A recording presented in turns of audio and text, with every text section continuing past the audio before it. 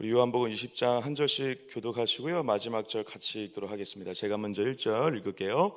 안식 후 첫날 일찍이 아침 어두울 때 막달라 마리아가 무덤에 와서 돌이 무덤에서 옮겨진 것을 보고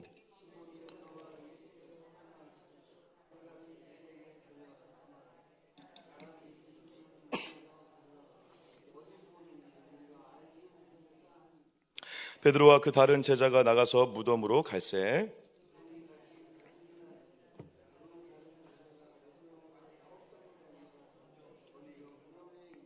구부려 세마포 놓인 것을 보았으나 들어가지는 아니하였더니 시몬 베드로는 따라와서 무덤에 들어가 보니 세마포가 놓였고 또 머리를 쌌던 수건은 세마포와 함께 놓이지 않고 딴 곳에 쌌던 대로 놓여 있더라. 무덤에 먼저 갔던 그 다른 제자도 들어가 보고 믿더라. 그들은 성경에 그가 죽은 자 가운데서 다시 살아나야 하리라 하신 말씀을 아직 알지 못하더라. 두 제자가 자기들의 집으로 돌아가니라. 마리아는 무덤 밖에 서서 울고 있더니 울면서 구부려 무덤 안을 들여다보니 두 천사가 예수의 시체에 누웠던 곳에 하나는 머리편에 하나는 발편에 앉았더라. 천사들이 이르되 여자여 어찌하여 우느냐 이르되 사람들이 내 주님을 옮겨다가 어디 두었는지 내가 알지 못함이니이다. 이 말을 하고 뒤로 돌이켜 예수께서 서 계신 것을 보았으나 예수이신 줄은 알지 못하더라. 예수께서 이르시되 여자여 어찌하여 울며 누구를 찾느냐 하시니 마리아는 그가 동산지기인 줄 알고 이르되 주여 당신이 옮겼거든 어디 두었는지 내게 이르소서 그리하면 내가 가져가리이다. 그래서 마리아야 하시거늘 마리아가 돌이켜 히브리어로 라보니 하니 이는 선생님이라는 말이라. 예수께서 이르시되 나를 붙들지 말라 내가 아직 아버지께로 올라가지 아니하였노라. 너는 내 형제들에게 가서 이르되 내가 내 아버지 곧 너희 아버지 내 하나님도 곧 너희 하나님께로 올라간다 하라 하시니 그래서 제자들에게 내가 주를 보았다 하고 또 주께서 자기에게 이렇게 말씀하셨다 이르니라. 이날 곧 안식 후 첫날 저녁 때 제자들이 유대인들을 두려워하여 모인 곳에 문들을 닫았더니 예수께서 오사 가운데 서서 이르시되 너희에게 평강이 있을지어다.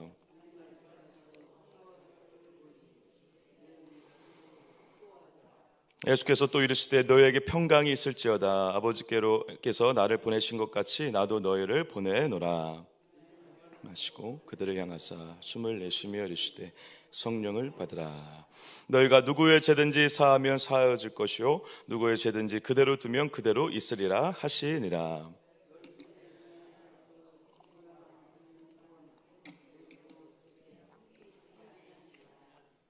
다른 제자들이 그에게 이르되 우리가 주를 보았노라 하니 도마가 이르되 내가 그의 손에 못자국을 보며 내 손가락을 그 못자국에 넣으며 내 손을 그 옆구리에 넣어보지 않고는 믿지 아니하겠노라 하니라. 지나서 제자들 다시 집 안에 있을 때 도마도 함께 있고 문들이 닫혔는데 예수께서 오사 가운데 서서 이르시되 너에게 평강이 있을지어다 하시고 도마에게 이르시되 내 손가락을 이리 내밀어 내 손을 보고 내 손을 내밀어 내 옆구리에 넣어보라. 그리하여 믿음 없는 자가 되지 말고 믿는 자가 되라. 내 주님이시오 나의 하나님이시니이다. 예수께서 이르시되 너는 나를 본고로 믿느냐 보지 못하고 믿는 자들은 복되도다 하시니라. 다른 표적도 많이 행하셨으나 같이요 오직 이것을 기록함은 너희로 예수께서 하나님의 아들 그리스도이심을 믿게 하려 함이요 또 너희로 믿고 그 이름을 힘입어 생명을 얻게 하려 함이니라. 아멘. 아멘. 할렐루야.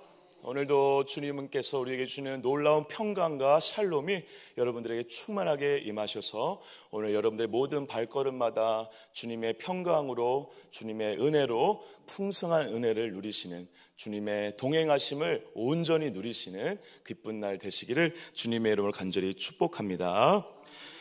평강이 있을지어다. 할렐루야. 네, 오늘 예수님께서 부활의 현자 부활하셔서 첫 마디가 그것이었습니다. 너에게 평강이 있을지어다.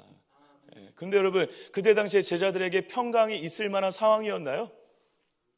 그리고 이 예수님의 죽음 이후에 그렇게 신뢰하고 믿었던 예수님의 죽음 이후에 시체까지 사라진 형편 가운데 수많은 주변 종교 지도자 공격 가운데 평안할 수 있는 상황이 아니었습니다. 그런데 예수님께서 부활하신 예수님께서 가장 먼저 하셨던 그 말씀 바로 무엇입니까? 너에게 평강이 있을지어다. 할렐루야. 주님이 우리에게 원하시는, 그리고 주님과 함께 한다면, 평안할 수 없는 그 상황 가운데에도 부활하신 주님을 믿는다면 저와 여러분들에게 평안이 실제로 임하는 역사가 있을 줄 믿습니다. 그래서 지난 주간 우리가 부활주일이었는데요.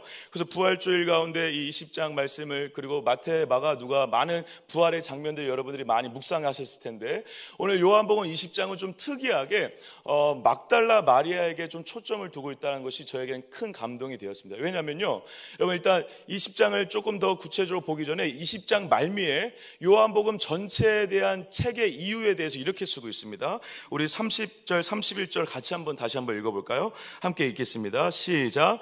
예수께서 제자들 안에서 이 책에 기록되지 아니한 다른 표적도 많이 행하셨으나 오직 이것을 기록함은 너희로 예수께서 하나님의 아들 그리스도이심을 믿게 하려 함이요 또 너희로 믿고 그의 이름을 힘입어 성령을 얻게 하려 함이니라. 아멘. 근데 이 구절을 제가 29절과 연결해서 읽으니까 더 큰 은혜가 됐는데, 29절 제가 한번 읽어볼게요. 도마와 있었던 대화 내용입니다. 예수께서 이르시되 너는 나를 본고로 믿느냐? 보지 못하고 믿는 자들은 복되도다 하시니라. 아멘. 마치 이렇게 얘기하는 것 같죠. 요한이 지금 이 책을, 이 요한 복음을 쓴 요한이 지금 이 모든 일련의 사건들을 얘기하면서 마지막에 예수님의 말씀을 뭐라고 끝마쳤냐면, 보지 않고 믿는 자들은 더 복되도다 얘기했습니다. 우리 모두를 얘기하는 것이죠. 우리 모두가 주님을 실제로 보지 못했지만, 보지 못한 우리가 실제로 주님을 믿을 때 진짜 복되다라는 것입니다.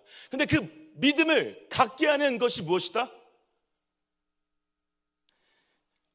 31절에 뭐라고 써 있습니까? 이 책을 기록함은 목적이 뭐라고요? 하나님의 아들 예수 그리스도를 믿게 하려 합니다. 할렐루야.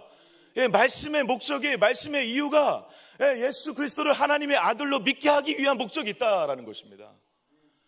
그래서 너네들이 보지 못했지만 말씀을 통해 믿음으로 진짜 복된 자들이 될 수 있다. 그러니까 이 말씀과 함께 오늘을 살라라는 것입니다.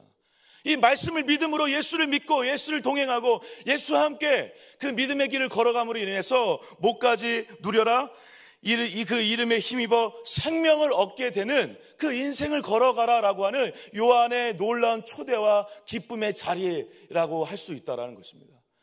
사랑하는 여러분, 말씀만이 오직 우리를 믿게 할 수 있고 생명을 얻게 하는 줄 믿습니다. 말씀만이 우리의 모든 것을 다 새롭게 하는 은혜와 능력이 있을 줄 믿습니다. 그래서 오늘 이렇게 얘기하는 거예요. 오늘 요한복음뿐만 아니라 성경 전체에 대한 목적이기도 하죠. 하나님의 아들 예수 그리스도를 믿게 하고 그 믿음으로 말미암아 생명력이 넘치게 하는 그 은혜, 그것은 오직 말씀을 통해서만 가능하다라는 것입니다. 근데 여러분 이 구절을 읽으면서 저는요, 믿음과 생명을 얻게 하는 게 말씀이 맞는데, 근데 이것이 나로 그냥 끝나는 문제가 아니라는 것을 좀 느끼게 되었습니다. 무슨 말이죠, 여러분? 이것은 저와 여러분 우리 모두에 대한 이야기이죠. 그러니까 내가 말씀을 통해서 믿고 생명력을 얻었다면 나를 통해서 누군가에게도 또 그 말씀이 전해질 것이고, 말씀이 전해짐으로 인해서 누군가가 또 믿게 되고 생명력을 얻게 되는 통로가 되어진다라는 것입니다. 그래서 여러분, 말씀을 통해 믿고 생명력을 얻는다는 이 문제는 우리 모두에게 굉장히 중요한 문제일 뿐 아니라 이 성경 말씀을 대하는 우리의 자세를 다시 한번 점검해 볼 필요가 있다는 것입니다. 여러분, 오늘 말씀을 읽으십니까?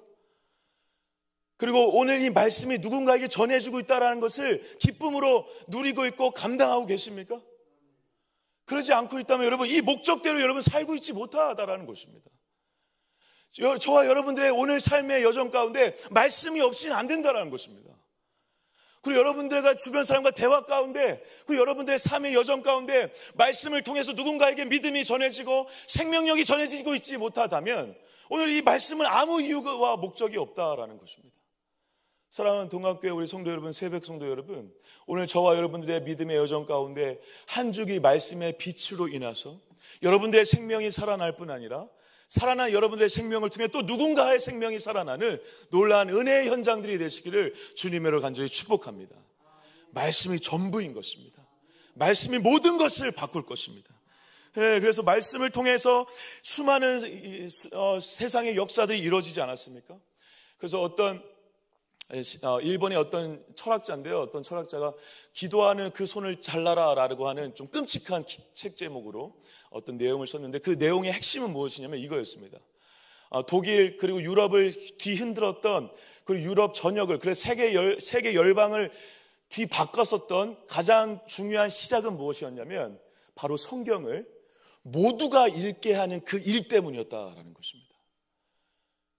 극소수에 의해서 성경을 읽고 극소수에서 성경을 번역하여 말씀을 전했던 그 시대, 중세 시대가 맞춰지고 마르틴 루터와 수많은 종교 개혁자들을 통해서 성경이 번역되어서 누구도 어떤 사람도 길거리에 지나다니는 거지도 그 말씀을 읽게 되는 자기 언어로 말씀을 읽게 되는 성경이 번역되어지는 출판되어져서 퍼지게 되는 그 일 때문에 세상의 역사가 바뀌고 수많은 경제, 정치, 문화, 경제, 사회 많은 일들이 변화가 일어나는 일들의 그 시작은 바로 그 일 때문이었다라는 것입니다.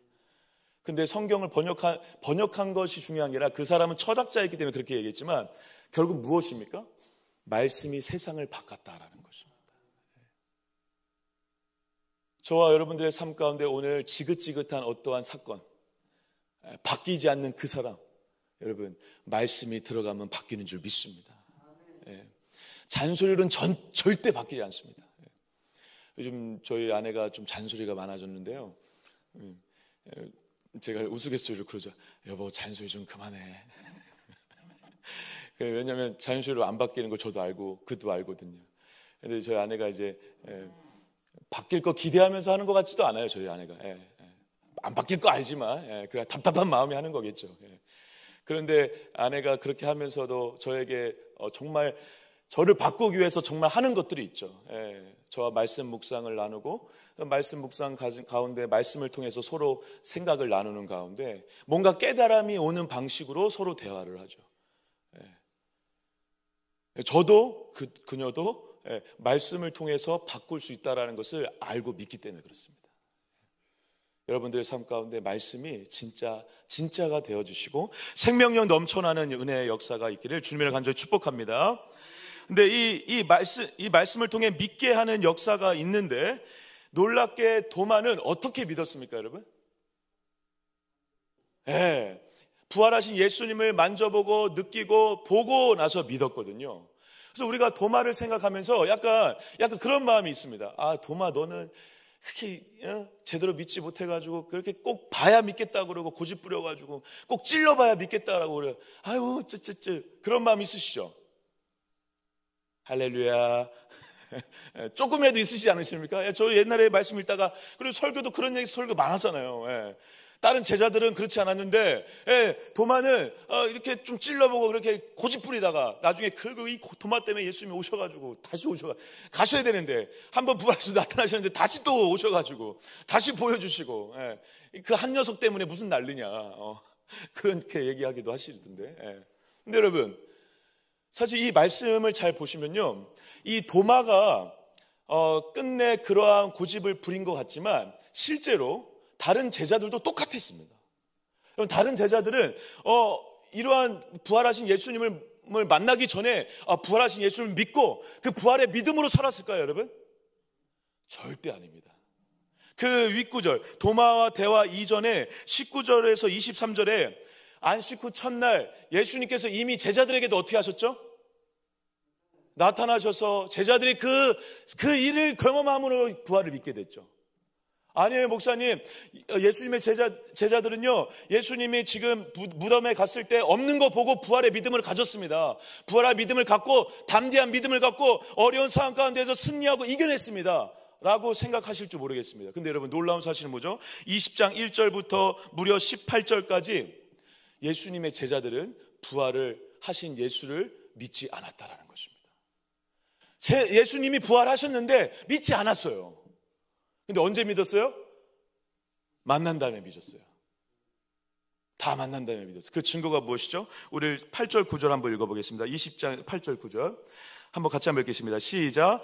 그때야 무덤에 먼저 갔던 그 다른 제자도 들어가 보고 믿더라. 그들은 성경에 그가 죽은 자 가운데서 살아나야 하리라 하신 말씀을 알지 못하더라. 아멘.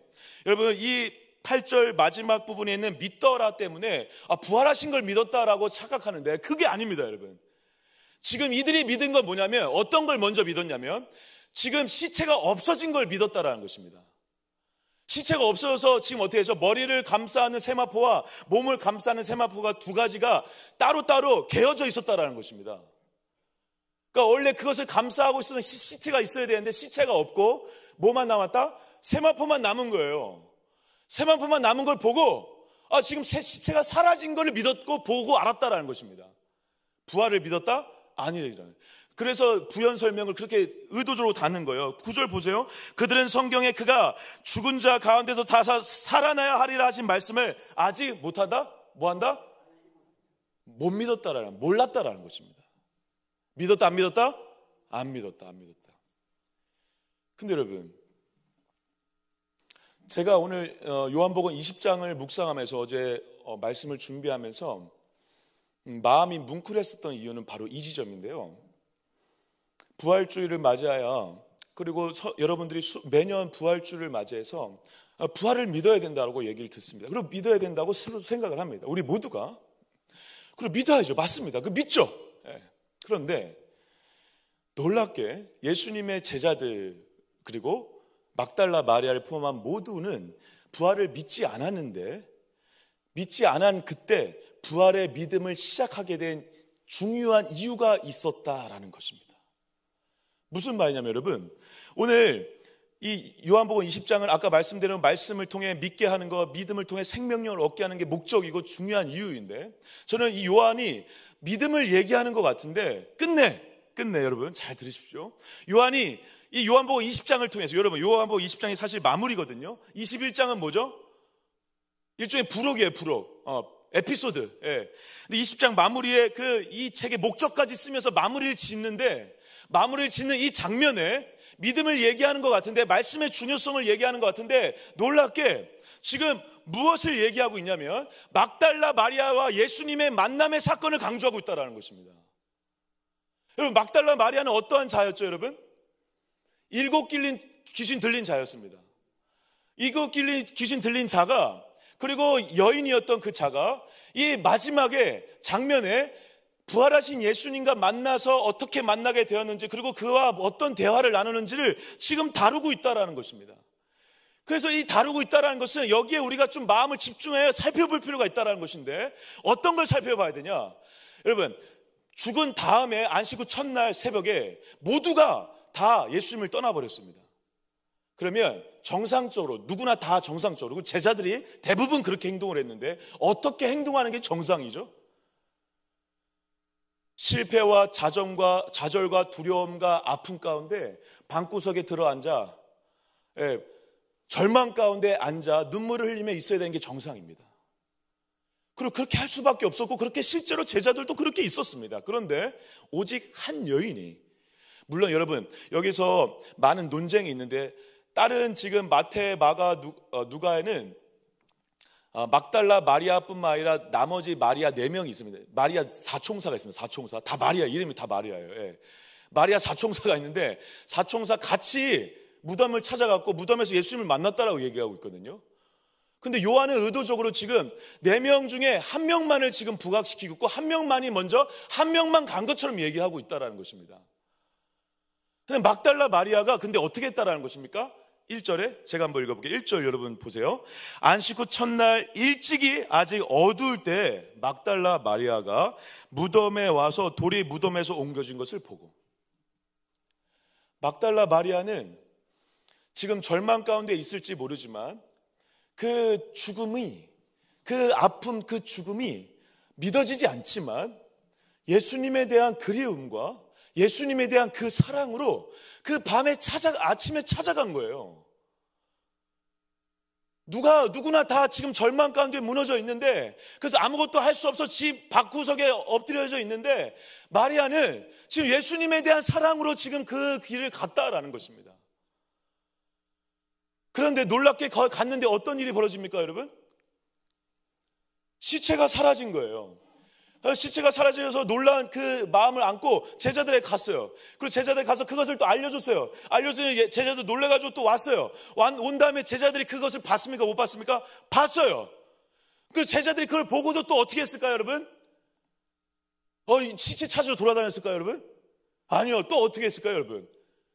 집으로 돌아갔어요. 10절 보세요. 10절. 제 거짓말하는 거 아닙니다. 10절 읽어보겠습니다. 시작. 이에 두 제자가 자기들의 집으로 시체 사라졌잖아요. 시체. 예. 평생 따랐던 그 스승의 시체가 사라졌어요, 지금 여러분. 근데 찾질 않아요. 예, 찾질 않아요. 집으로 돌아갔어요. 그런데 유일하게 누구만? 마리아만 어떻게 하죠?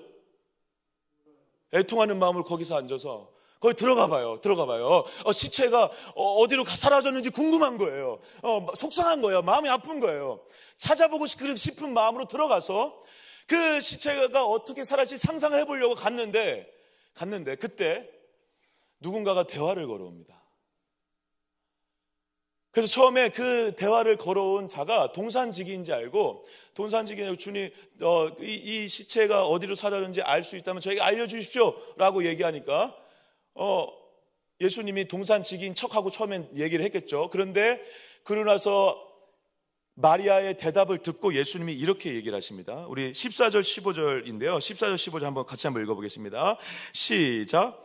이 말을 하고 뒤로 돌이켜 예수께서 서 계신 것을 보았으나 예수이신 줄을 알지 못하더라. 예수께서 이르시되 여자여 어찌하여 울며 누구를 찾느냐 하시니 마리아는 그가 동산지기인 줄 알고 이르되 주여 당신이 옮겼거든 어디 두었는지 내게 이르소서 그리하면 내가 가져가리이다. 아멘. 그리고 16절은 제가 한번 읽어볼게요. 예수께서 마리아야 하시거늘 마리아가 돌이켜 히브리말로 라보니 하니. 제가 어제 울컥한 부분은 바로 이 장면인데요. 예수님께서 이렇게 대화를 처음에 거십니다. 여자여 라고 부릅니다. 여자여. 그리고 마리아도 그가 동산지기인 줄 알고 그냥 여기서 주인이란 말은 자기보다 높은 사람을 그냥 부를 때 그 대화입니다. 그러니까 동산지기인 줄 알고 부른 거예요. 여자여 동산지기여 라고 대화를 한 거예요. 근데 그러면서 마리아가 굉장히 중요한 얘기를 합니다. 그 누구도 관심이 없었던 예수님의 시체를 찾고 싶어 합니다. 당신 이거 알면 나 좀 알려달라고 합니다.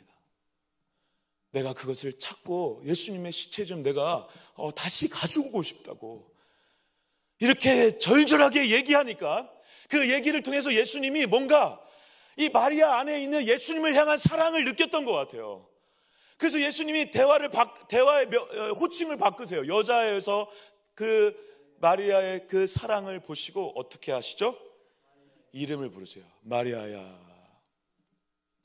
그리고 그 예수님의 음성을 예수님이라고 느낀 그녀가 예수님을 평생 불렀던 그 명칭으로, 여기에서 랍비는 그냥 선생님이여라고 해석하면 너무 심심한데요. 어떤 선생님이라고 해야 되면 나의 선생님이여 라고 해야 됩니다. 나의 선생님. 예수님이 살아계실 때 나와 함께 하시고 나를 가르치시고 일곱 귀신 나를 치유하시고 나를 회복하셨던 그 선생님, 내가 따르고 나를 사랑하시고 나를 위해서 모든 것을 하셨던 그분에 대한 호칭으로 바뀌고 있다는 것입니다. 사랑의 언어가 오고 가고 있는 것이죠. 처음에는 형식적인 여자여 동산지기여라고 했다가 마리아 안에 있는 예수님을 향한 갈망과 사랑을 발견한 예수님과 마리아의 대화는 서로를 향한 옛날에 우리가 서로 나눴던 대화처럼, 옛날에 서로 사랑하는 관계에서 얘기했던 그 대화의 명칭처럼 마리아야 나의 선생님라고 대화가 오고 가고 있다는 것입니다.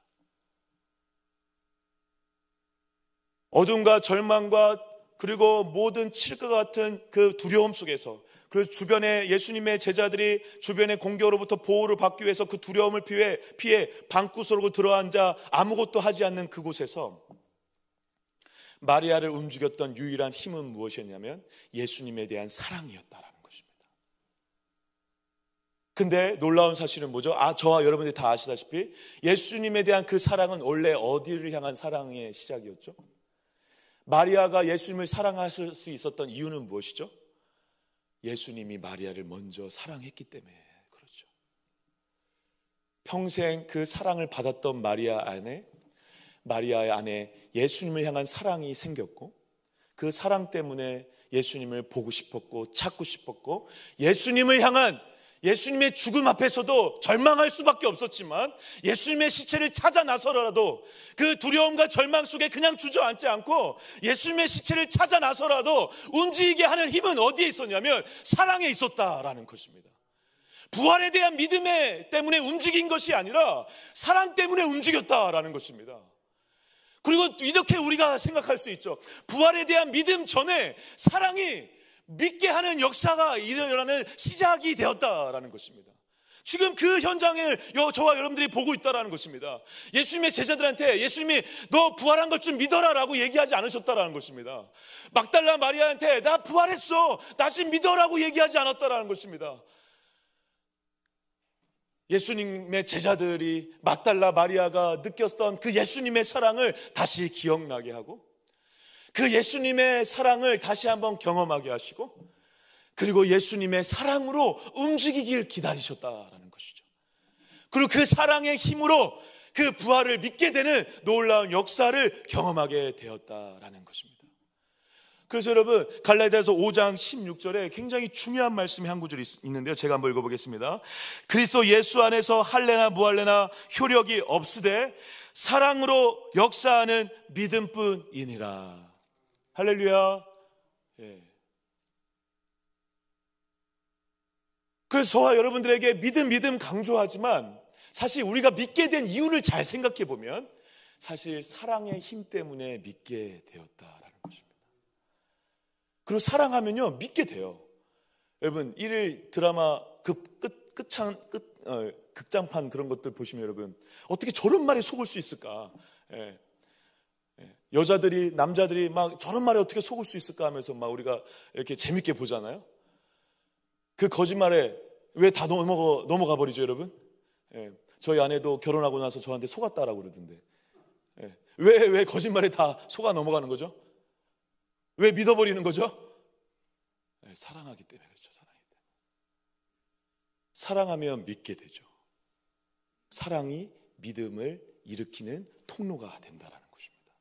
근데 재밌는 건 뭐죠? 믿으면 믿을수록 더 또 사랑하게 되는 것이죠. 주님과 저희들의 관계가 그렇죠.